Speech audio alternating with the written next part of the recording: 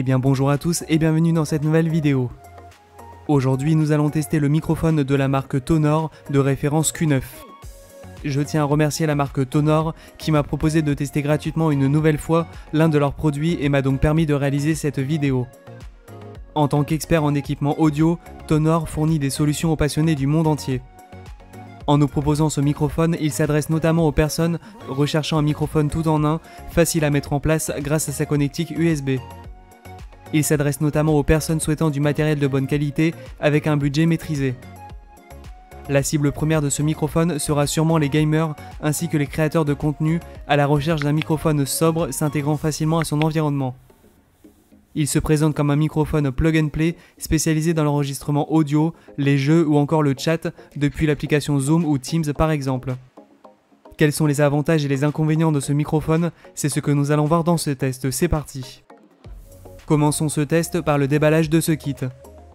Nous retrouvons le microphone avec un support anti-choc entièrement en métal, un filtre anti-pop classique, une bonnette en mousse, un support de bras à suspension réglable et sa pince de fixation de bureau, un câble USB-A vers B de 1,80 m et son manuel utilisateur. Le Q9 reprend un design standard avec sa forme cylindrique en métal noir mat et brillant au niveau de la grille. Les finitions et l'assemblage sont de bonne qualité. Sur la partie principale du microphone, un bouton physique est intégré permettant d'augmenter et de diminuer le volume grâce à un appui court. Cette fonction est plutôt pratique puisqu'elle est facilement accessible et n'engendre que peu de vibrations. Ce même bouton permet d'éteindre et d'allumer le microphone rapidement en restant appuyé sur celui-ci pendant 3 secondes. Les deux grilles en métal que l'on retrouve respectivement au sommet du micro et sur la partie haute abritent le condensateur de 16 mm. Ce dernier est protégé des bruits parasites par un filtre anti-pop qui vient se placer à l'avant du microphone grâce à un système d'attache à vis que l'on peut retrouver sur la majorité des microphones du marché. La bonnette fournie dans le kit a la même fonction que le filtre mais a l'avantage d'être plus pratique à utiliser. Je vous conseille de n'utiliser qu'une seule de ces deux options à la fois pour ne pas atténuer le rendu global de la captation. Une LED bleue est présente au niveau de l'anneau qui se trouve au-dessus du bouton physique. Elle s'activera lorsque le microphone sera allumé et sert ainsi d'indicateur visuel. Ce Q9 est doté d'un bras à suspension tout en métal qui peut s'étendre verticalement jusqu'à 70 cm.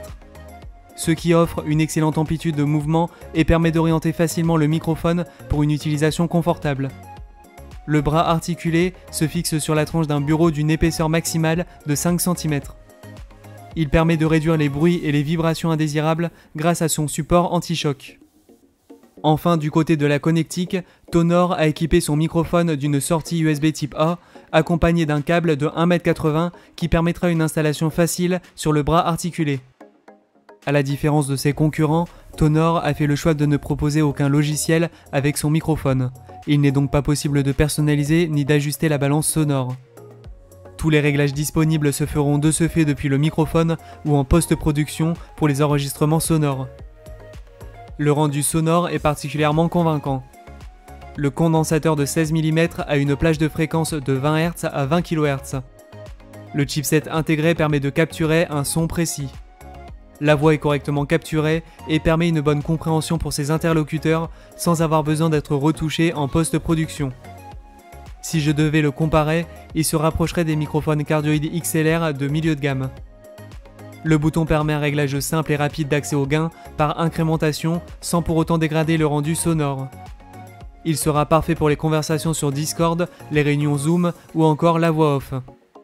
Ce Q9 est compatible avec les Mac et les PC sans installation de driver puisqu'il est plug and play.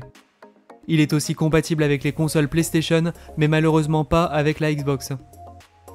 Tonor propose avec son Q9 un excellent microphone plug and play qui conviendra parfaitement aux utilisateurs recherchant un design sobre et réussi ainsi que de bonnes performances sonores. Grâce à sa connexion USB, il ne nécessite aucun pilote ni réglage spécifique, il est donc prêt à être utilisé des réceptions.